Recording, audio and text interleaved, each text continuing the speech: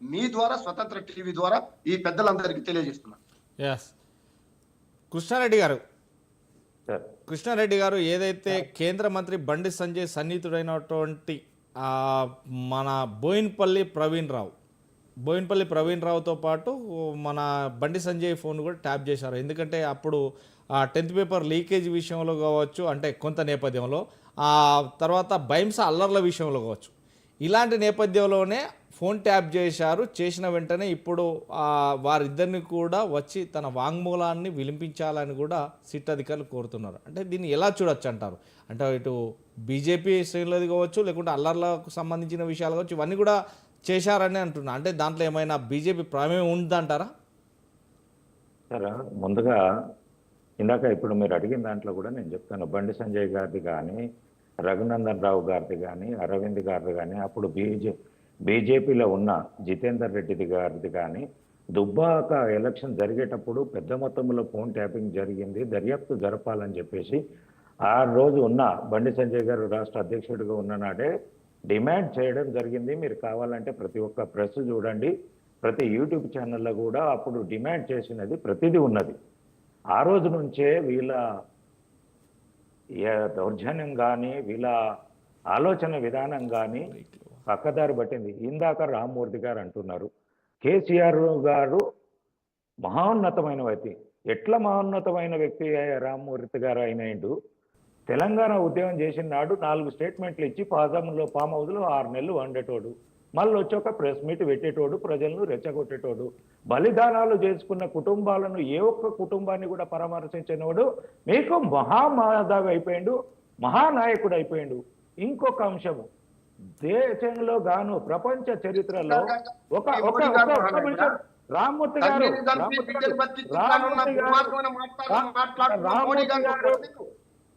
రామ్మూర్తి గారు పూర్తి స్థాయి మీరు మాట్లాడినప్పుడు నేను విన్నాను. శివకుమార్ గారు కూడా కృష్ణారెడ్డి గారు రెస్పాండ్ అయితే లేరంటే కూడా నేను విన్నాను. మీరు నోట్ చేసుకోండి, నా మాటకు సమాధానం చెప్పండి.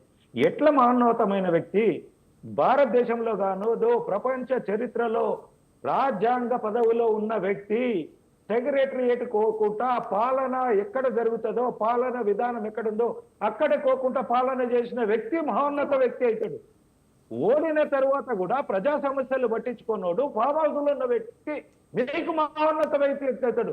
మీరు బానిస భక్తులు బయటకు రండి. ఆ కేసీఆర్ గారు, కేటీఆర్ అహంకారం మాటల నుంచి మీరు బయటకు వస్తే ప్రజలు ఏమనుకుంటున్నారు, తెలంగాణ సమాజం ఏం కోరుకుంటుందో మీకు తెలుస్తుంది. అలా బానిస బతుకులలో వాళ్ళు బానిస మాటలు మాట్లాడితే, మేము బానిసలు చేసి మాట్లాడిస్తే ఆ మాటలే మాట్లాడుతున్నారు. రామ్మూర్తి గారు, నేను ముక్కుసూటిగా చెప్తున్నా, మీ మాటలు మీ వ్యక్తిత్వంతో వచ్చినాయి కాదు. వాళ్ళు మీకు ఏదైతే గొప్ప వ్యక్తులుగా ప్రొజెక్ట్ చేయడానికి ప్రయత్నం చేస్తున్నారో దాన్ని మీరు చెప్పాలని ప్రయత్నం చేస్తున్నారు.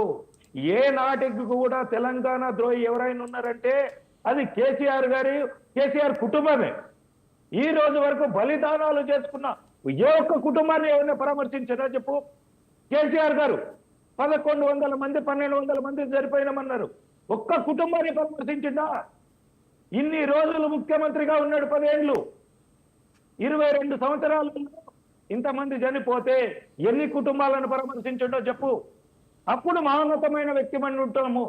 అది చెప్పలేకుండా మీరు ఎంతసేపు మీడియా ముందుకు వచ్చేసి ఆయనేదో మహానుభావుడు అంటే తెలంగాణ సమాజం కళ్ళు మూసుకుంది అనుకుంటున్నారా, చెవులు మూసుకున్నది అనుకుంటున్నారా? సమాజం మొత్తం చూసే ఫామ్ హౌస్లో పండుకోబెట్టిండ్రు. ఈ రోజు మిమ్మల్ని అక్కడికి ఎంక్వైరీకి పిలిస్తే ఎందుకండి ఇంత అడావుడి? ఆయన ఒక్కడు పోవచ్చు కదా, ఫామ్ హౌస్ ఎట్లాగో ఒక్కడే పండుకుంటున్నాడు కదా, అలాగే ఎంక్వైరీ పోవచ్చు. తెలంగాణ సమాజాన్ని డిస్టర్బ్ చేయాలి, తెలంగాణ సమాజానికి ఏదో జరిగిపోతుందని కలరింగ్ ఇవ్వాలి అనే విధానంగా చేయడం తప్పు. అక్కడ ఏదైతే వాళ్ళు ఎంక్వైరీ కమిషన్కు పిలిచినప్పుడు అక్కడికి వెళ్ళండి, వారు అడిగిన దానికి మీరు సూటిగా సమాధానం చెప్పండి, మాట్లాడండి, రండి. మీరు చేసింది న్యాయమా అన్యాయమా తెలుస్తుంది. ఇంకొక విషయం చెప్పదలుచుకున్నాను. మీరు ఫోన్ ట్యాపింగ్ విషయంలో ఫోన్ ట్యాపింగ్ జరిగింది అనేది మీరే ఒప్పుకుంటున్నారు. పోలీసు వ్యవస్థను పక్కదారి పట్టించింది అనేదే ఇక్కడ సమస్య. దాని ద్వారా మీరు ట్యాపింగ్ ద్వారా ఎవరెవరు లబ్ధి పొందారు, ఎవరెవరి మానపానాలకు ఇబ్బంది పెట్టారు, ఇదంతా బయటకు రావాలనేదే ఈ రోజు ఎంక్వైరీ అడుగుతున్న విషయం. దాన్ని పక్కదారి పట్టించింది ఒక కుటుంబ వ్యవస్థ అని చెప్పేసి ఈ రోజు ఎంక్వైరీకి జరిగింది. ఆ ఫోన్ ట్యాపింగ్ ను మిస్యూజ్ చేశారనేదే ఈ రోజు అభియోగం. ఆ అభియోగం మీరు చెయ్యలేదు అనుకుంటే మీరు నిర్దోషిగా బయటకు రండి. తెలంగాణ రాష్ట్రంలో ఏదో కక్ష సామర్థింపు కోడిగుడ్డు మీద ఈకలు ఏందండి?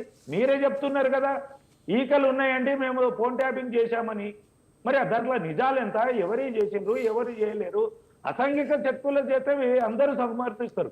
కానీ అసాంఘిక శక్తుల పేరు మీద ప్రజాస్వామ్య వ్యవస్థలో ఉన్నటువంటి ప్రజలు కానీ వ్యాపారస్తులే కానీ సినీ ఇండస్ట్రీస్ వాళ్ళే కానీ ప్రతిపక్ష నాయకులే కానీ ఫోన్ ట్యాపింగ్ చేసి ఇబ్బందులకు గురి చేశారనేదే అభియోగం. కాబట్టి దీంట్లో నిజ నిర్ధారణ గురించే ఇంత చర్చ జరుగుతుంది. కాబట్టి దానికి మేము సహకరిస్తామని చెప్పండి.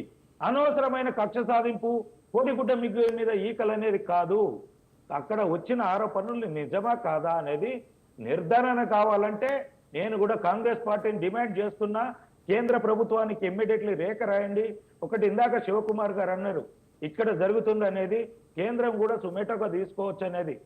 కొన్ని రాష్ట్రాలలో రాష్ట్ర అనుమతి లేకుండా సిబిఐ రాష్ట్రాలకు రాకుండా ఉన్నది. కాబట్టి తెలంగాణ రాష్ట్రంలో కూడా రాష్ట్ర ప్రభుత్వం కోరితే రావాలని ఉన్నది. కాబట్టి రాష్ట్ర ప్రభుత్వం నుంచి మీరు సిబిఐ ఎంక్వైరీ అడగండి ఇమ్మీడియట్లీ.